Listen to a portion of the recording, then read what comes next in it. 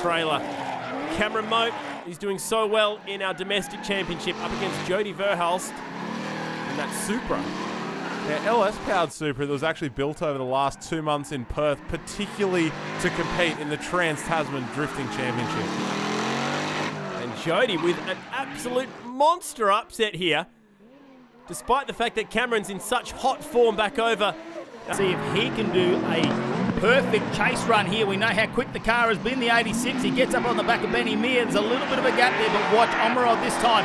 Can he close it up? There he does. Right on the side of the 311 motorsport car. They switch back through the middle section of this chase. Look how close he is. He's somewhere there hiding in the smoke. Not scared at all. He's going to pop straight out the other side there, switch it around. He's going to bring it all the way on the door. A little bit shallow at the end there. Could have been a bit further back, but overall, that's going to be Jordan Putkins taking on Scott Shembry, the Master Chef himself. What can he do in the high-tech Blaze unit BMW there? He's had to seal up the sunroof this weekend due to the rain, so that's a bit of a disadvantage for him. No air flowing over his head like he likes to see. But Putkins there, this car, very ginger on the throttle there. Turbocharged LS on board, so it's making a heap of torque. And I don't know where he's finding all this drive from. That has super amounts of grip. Worse for wear, that passenger side flare is gone. And again, going wide there, keeping the tyre on the rim this time round, but obviously playing it safe after having a pretty hairy moment earlier on. Mitch Jeffrey, on the other hand, lapping it up, seeing the podium in his sights for possibly a second time. He's still got a long way to go, but it's that sort of driving that got him there last time. Clean, not up on limiter, not here to make a smoke show, here to be fast and drive to the letter of the judge's ruling. Michael doing a good line, out nice and wide, where the judges want to see. Coming through the middle S's. This is a good run from Michael, take nothing away. Unfortunately, he just doesn't really have that wheel speed of Brad to his car. Brad gets up nice and tight on the door. There's a chase all over that JZX90. To shape up, we have Michael Prosnick here, you know, our points leader in the high-tech Drift All-Stars, up against Justin Gruner, who is the points leader in the Vic Drift Series, which is the local club that runs a lot of the events at Winton and Calder Park and just generally around Victoria. You know, fantastic club who really feeds back into the grassroots community, and it's great to see these series. See that on throughout this event. We'll have a look at Bo Gagliardi taking on Mike Jones now. This is a very unique Commodore Ute. You think it's a shorter wheelbase, but it's not, and the sparks are already coming out on the back wheels. Bo Gagliardi fighting for a championship. He's right up alongside him as well. yeah, Mike Jones really on fire there tonight too, taking out Kurt Dunn in the top 24 battles. He's making it through now and putting the pressure on Bo Gagliardi as he chases him around. A little bit shallow there, and Bo showing why. He would be going through. Al Sharker now, he's had his 5 minutes. Now he needs to produce one of the chases of a lifetime, chasing down Rob Arbolino. Arbolino's backing it in. Seemed to have picked up some mambo as well there. Chad Arbolino giving a really nice Scandinavian flick into that corner with a lot of speed and a lot of aggression. Ready to stick it to Sharker, one of the veterans of this series, and seems absolutely unperturbed by that effort from before. Off as they finish up. This time, Andreas will lead us out. How fast is he going to push in that first corner? A little bit of nerves maybe setting in there as he grabs it, gets around, and Angus Kidd's get the nose of the Super right up on the inside. Look at him pushing Skevis out wide. And now it looks like those issues are back for Angus Kidd. The car slows down there as he comes onto the front straight, and the win will go to Andreas Skevis. This is off in the dirt. He's going to have to pull something out if he wants to go through into the next round. Just grabs a little bit of handbrake. Scott Shembry really trying to push past that misfire there. You can see the clutch work going on as well. Battling really hard. We know how much power that car normally makes. Not a lot of angle there as he goes through, and he goes wide out there, wheels out in the dirt, grabs the wall. Oh no, it runs along the wall for Scott Shembry and James. Through that top section. Advantage Kelly.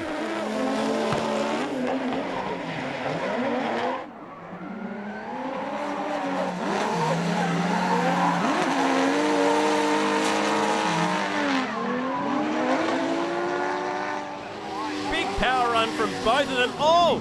And came in, put all the pressure on, made contact. Will it happen again in turn number one? Here we go. They throw it down. See a dab of the handbrake there. This time looks like they're going to be so close, but do they make it through? Really pushing right out the body energy. One via this time. Oh, a little bit of contact there in the switchback. That was so close, but a little bit of contact made. He gets right up there, though, jabs on again. The switch back, and you can see the back tail light now gone on Brody Mayer, and the bar is hanging off. He's done a lot of work on that body kit. The car down now. He's going to hear all that noise of the big LS of Benny Meir, though, as he takes off. Throws it into the first corner. Benny Meir sets himself up. He's very tight, though, close to that ripple strip. Saxon Moyes puts the nose in. Oh, very straight, though, through that second corner. That might hurt him the score. Now a huge straight from him. Benny Meir gets on the power. Smokes those tyres up and across the finish line to get this run. He's got a lot of work to do here. Throws it in way too aggressively and is facing the wrong way. Going to hand over a huge advantage to Greg Merriman. Pretty lucky for Merriman as well. I've got a feeling that he wasn't quite as aggressive on the entry as he wanted to be, and you can see he came in with a little bit of a shallow angle and almost had to reinitiate through the sweeper, so it may have been a close battle if there wasn't that spin from Duar behind. But at V8, Sylvia just a rocket ship and only a point behind Bo Yates in the series standings. It's all going to be on the line for Michael Prosnick tonight. How good was that view from the roof? Listen to that engine sing from Michael Prosnick. What a car. What a bloke. Everyone knows I have love for this guy, and absolutely out there slaying tyres. Unfortunately, Glenn Atkins has fallen behind. Look at that gap. Yeah, look at that smoke trail. Well done by Michael Prosnick. Looks like he missed a gear there, but now Brooksy getting the chance to lead and Rob Arbolino in the chase. It's going to be an interesting one here because that High-Tech Oils 350Z has a whole lot of power with that twin-turbo LS under the bonnet. You can see Rob just all over Brooksy here, but there's a big smile on that open-face helmet. Both these guys having a whole lot of fun. Yeah, both great mates and both just out there. Brooksy as close to the driver in front of him as possible in the chase position. Can he do it? Kieran Ratcliffe, though, laying a line down. He narrowly made it through in our top 16. He's very shallow there, but Bo Gagliardi manages to pull the car up. He puts the nose in on that back pillar. He's looking for it. Does he tap the wall on the outside of this? It's got the big RPM from the big LS. A great run so far. Let's see him stick it on the door all the way around. Kieran Ratcliffe doing everything he needs to, but Bo Gagliardi gets the win. I reckon Damien Cook will throw himself through the window to where we're going to start it right now. Points leader, and that points lead on the line. And check this out, the boys are going to make sure they're nice and close before we even get to the chicane.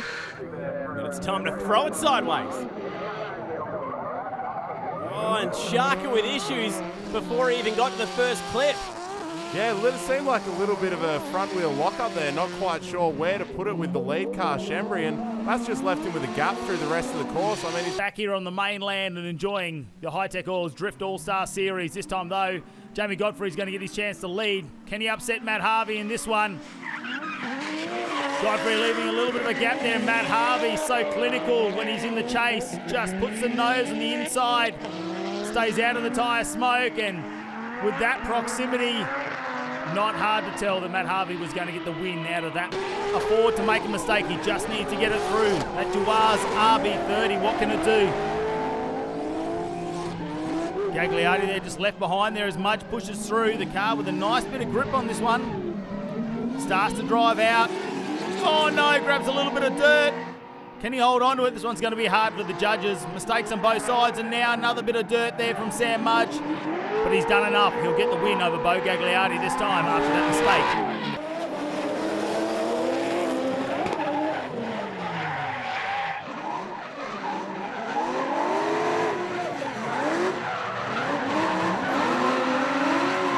both Kiwis struggling a little bit with that technical outside and a spin. That was extremely close. Steedman doing a great job of missing. Very solid run from the boys there. They really did well. And so Patrick Barley will go through to the top 8. Here we go. Danny Probert was the 8th qualifier. This time the ACUG Big XD Falcon. He's got the young gun Saxon Moyes. He's really the master and the apprentice right now on track.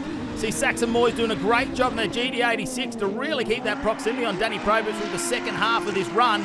Probert was very quick off the mark there into turn number 1.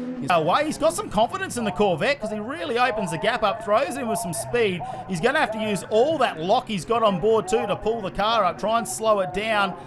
Nice line. He's really on the line actually. I thought he might have gone a little bit wide there. Seems to pull the car up. Sadler in the background, well, it's a big chunky Aussie ute there and he's not keeping up with the very nimble C6 Corvette of Patrick Barlou. Just goes off the... Skillful driving. Coming into this sweeper here, Not quite as high as he could be, but he's a lot higher than some of the other drivers we've seen, with Shembry sucked a little bit into that low line there, trying to keep pace with him. Good lead run this one from Cerrone. That track edge right out there. That's how you do it, Steve. Unfortunately not able to shake Scott Shembry, who does have that speed there. And almost a little straighten up again from Shembry. Maybe a little uncomfortable.